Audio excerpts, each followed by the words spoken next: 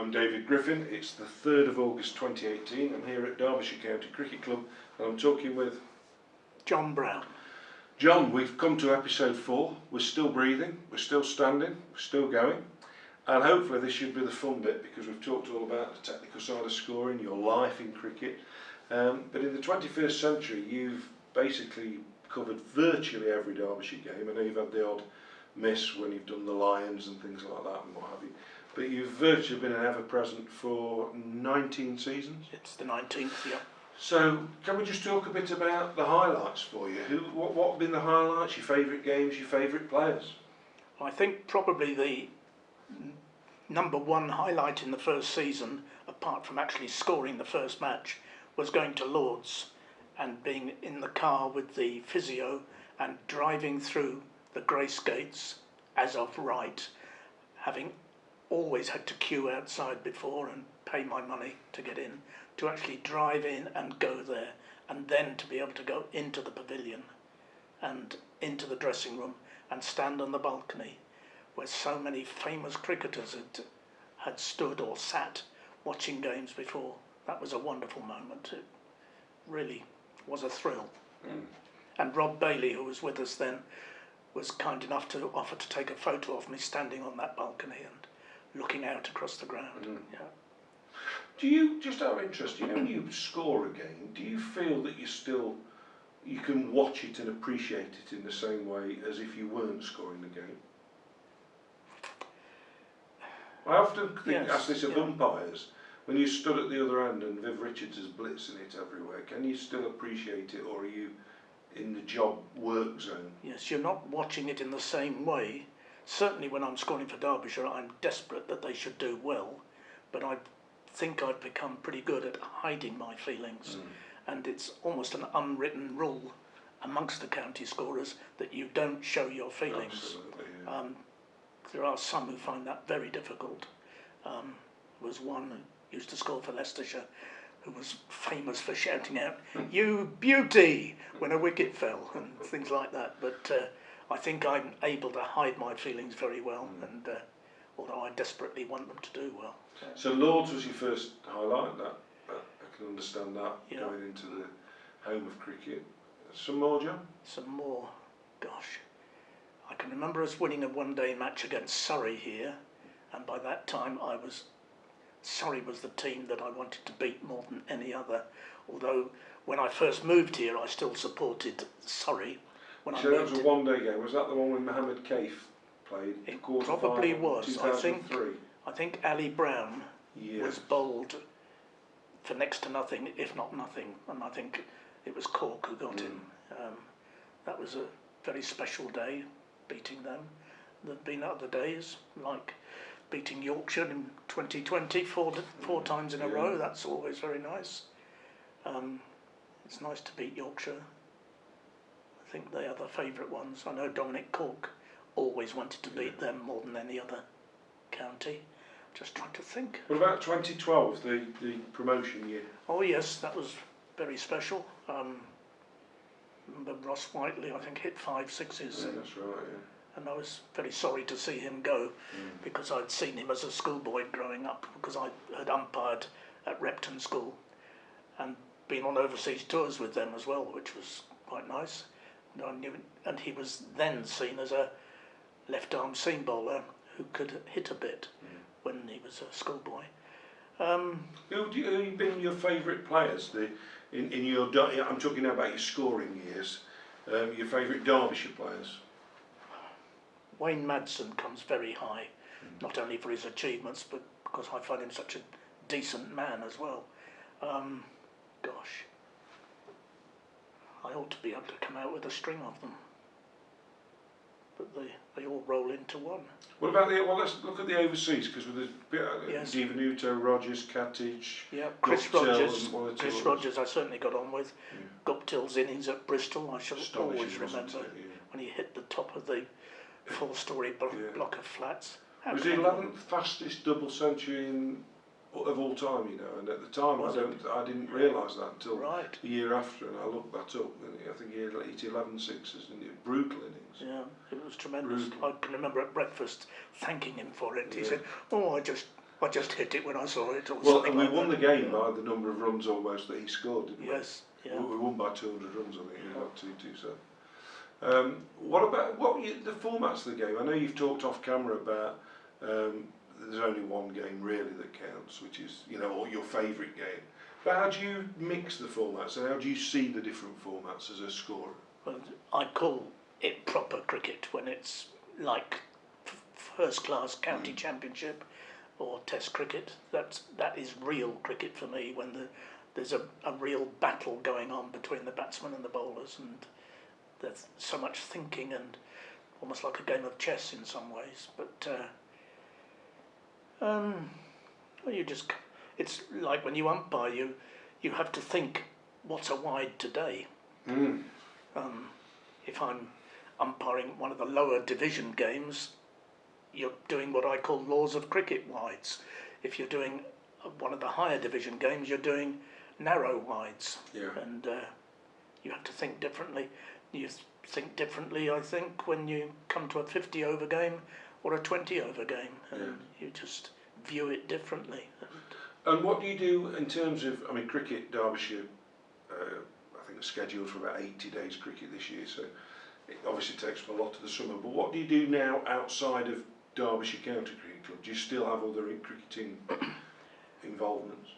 When we don't play on Saturdays, of which there are far too many, I think, because I quite often umpire club cricket and do that through John Salisbury and get appointed to third, fourth, fifth division games, and I enjoy doing that. Enjoy seeing the game from that point of view. I go and watch very occasionally. Otherwise, I do occasional youth games in the evening, so 20 over games when I haven't got anything else on. Otherwise, most of the time just sitting at home, following the cricket on teletext sometimes, and I love doing crosswords, which is another activity. Anything that begins with CR, I'm in. Well, of course, Derbyshire are famous for fast bowlers, also for wicket keepers, because I think we had 3 in about 60 or 70 years. And of course, scorers, from Gilbert Ride, Colin Beardmore, Stan Tacey yourself, 4 scorers, probably certainly over more than my lifetime. So it's quite a long time. Do you have an end date in sight, or are you, as far as you're concerned, you just do it until I shall go on. You'll know when you're ready, or? Yeah, I'm hoping that I'll be able to go on for several more years yet, because it's a wonderful thing to be able to do when you've got to what some people think is the end of their life, and I'm hoping that the end of my life is still some way off, and I shall go on doing it for as long as I feel I'm doing it well. Did you anticipate, because really you've had a career post-career, haven't you? Most people, they do their job, they take early retirement if they're fortunate enough to, as you did, but then you've had another career on top of that, haven't you? That's right, yeah. Which is, I guess, something that you didn't anticipate. Not when I retired, no. I just thought, well, it'll give me more chance of watching cricket and going overseas and watching cricket there, and I've been lucky enough to do plenty of that. But no, it's been a real bonus having county cricket scoring as an extra, and you meet some good friends as a result. You've obviously seen a massive amount of changes, because you first started off by talking about people like Locke and Laker, and you'd only just missed Bradman, but you saw Neil Harvey and Miller and Lindwall. These are names that, to me, they're black and white. These are before I was born. Yeah. But there's been an enormous amount of change in cricket in that period since then, albeit there've been times when there didn't seem to be any change at all. There were periods in the 60s when the Gillette Cup started, everything just seemed fairly staid, and it was just we look now, there seems to be change all the time. Where do you see the game going, John, and can it survive all these changes? Where it's going from now, I must admit I've quite enjoyed the early changes, because the first Gillette, I think, was 65 overs, wasn't it? That's right, yeah. 113 a day. Finished at 6:30. Yeah, if I can just do a slight detour, one of the things that bothers me more than anything is the over rate, in that I went to a test and kept score watching the West Indies in 1950. I've got 128 overs in the day. That was England bowling, 3 seamers, 3 spinners. No problem at all, and no one even talked about it. I couldn't have, John, And now they can't bowl 90. Yeah, my first day was 1974, 118 overs bowled in the day, and as I continually say to people, where have the 22 overs gone? This is a championship cricket, we bowl 96 now. Where have those 22 overs gone in the last 40 years? They just come down and that's down every and down. day. So that's another day's cricket. Absolutely. Where have they gone? Yeah. Sorry, John. So Yes. You were talking about where will cricket go and can it survive? Well, I think chief executives would like it to be 2020 only because it brings in the money. But that would lead, I think, to a falling off of Test cricket, because I think there are some countries where it's become so unimportant to the spectator that they're not watching anymore. And I think it would be very, very sad. And I hope, if that is going to happen, that I shan't be here any longer so, to witness it happening. But proper cricket is the real cricket and the way the game should be played. And I would be very sad to see it go 2020 all the time. It might even come down to 10-10. I've always felt the strength of cricket from the day I first watched a game in '74, when there was already a Czech County Championship and 3 one-day competitions. I've always felt that the strength of cricket is its variety. Yeah, there was something that's for everybody. True. Yeah. And if it was 3 men and a dog on a Wednesday, that's fine. And if it was 5,000 on a Sunday watching the John Player League, or now 10,000 at Nottingham last night watching the T20, that's fine, because there's something for everyone. And I think that once you narrow it down, as you've just said, to only one format, it's something for an audience, but there'll be a lot of people lost along the wayside. I'm sure that's right, yeah. So, yes, I agree, it is good to have the variety, but there's only one variety for me. Oh, absolutely, red ball cricket, it's the challenge of it, isn't it? I think that's, yeah. So before we conclude, John, I'm interested, as you talked about us, how many years is it from you'll note at no point have I mentioned your age during the course of this interview, and I've not even tried to work it out, but what was your first game from 1948? 48, so we're talking 70 years of cricket watching, scoring, umpiring. So can you just tell me, I'm fascinated what the game has meant to you, because I'm sure you can't just say it in a handful of words, so feel free to wax lyrical, but what's the game meant to you over those 70 years? Well, obviously it's been a huge part of my life, and actually going on the field and playing was probably number one, and being able to contribute to a team, both as batsman, bowler, captain, and I found that all fascinating, and later administrator, umpire, scorer. It has been an enormous part of my life, probably more than is good for anyone, really, because there have to be other things in life besides. But C.L.R. James, who said, what do they know who own the cricket then? yeah, indeed. Beyond the boundary. It's quite true, you do need it. I'm like you, John, you become obsessed, but you just need a little bit away from cricket occasionally, just to give you that balance, I suppose. Yeah, well, I've enjoyed the walking, and I've done quite a lot of walking particularly since I came up here in the Peak District. You must have met a lot of people in cricket that you wouldn't have met otherwise. I'm thinking of scorers and players, but journalists and people involved generally in the game. Indeed, and I've only met them as a result of that. Yeah. Yes, I haven't mentioned that John Embry played for the same club as me in London, and I believe that I was his first ever captain in men's cricket. It was a midweek game at Honour Oak, and John Embry had already played for London schools and Surrey schools as he'd been growing up, and he was quite well known as an off-spin bowler, and I put him on to bowl at the top end at Honour Oak, and he bowled, I think, 19 overs straight off and took 6 wickets. And I thought, what a wonderful captain I am. Was he poached then? If he was a Surrey boy but went to Middlesex? He went to Surrey first of all, but Pat Pocock was there playing regularly, so I think he went off to Middlesex. And of course they saw an Inticab as well, didn't they? Yes. Sorry, so yes. I suppose it was struggled to get into that. There was that, and yes, I've met plenty of people got on very well with Mark Ecklid here, who used to take the mickey out of me and my age, and used to write an article every summer until the paper stopped him doing his cricket reporting, sadly.